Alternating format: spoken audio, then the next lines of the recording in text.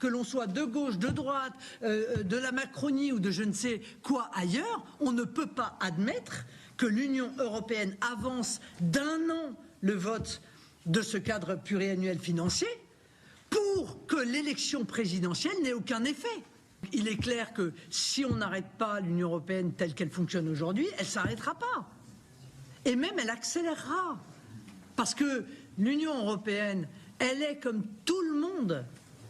Les médias, les patrons, les professionnels, elle se dit, le Rassemblement national peut gagner en 2027.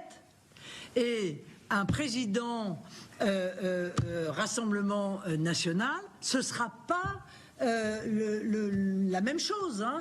Ça ne se passera pas de la même manière.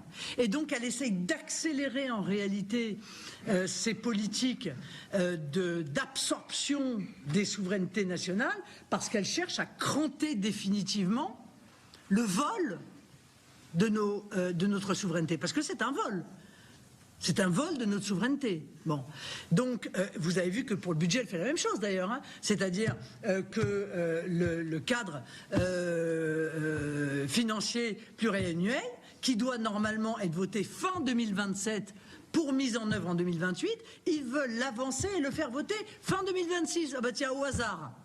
Au hasard. Pour qu'en réalité, on soit bloqué pour les 5 années qui viennent. Mais c'est une véritable honte. Démocratiquement, ça devrait faire sursauter tout le monde, y compris les adversaires du Rassemblement national quand même.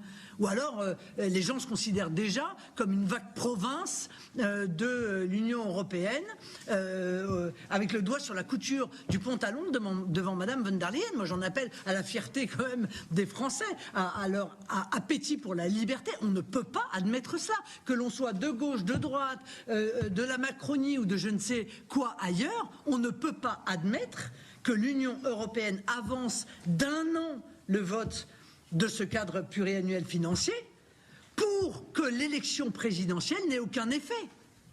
Quel que soit le bulletin que vous mettez dans l'urne, ça devrait scandaliser tout le monde. En tout cas, moi, ça me scandalise. Et ça veut dire aussi qu'ils savent pertinemment que les choses ne se dérouleront pas de la même manière qu'avec Emmanuel Macron. Et que donc, voilà, ils essayent de pousser leur avantage. Et bien, ça nous rend plutôt optimistes, quand même. Voilà, ça nous rend optimistes parce que nous le savons, que les choses ne se dérouleront pas de la même manière, mais manifestement, ils le savent aussi. Merci à tous. Merci beaucoup et encore une fois, bonne année à vous tous.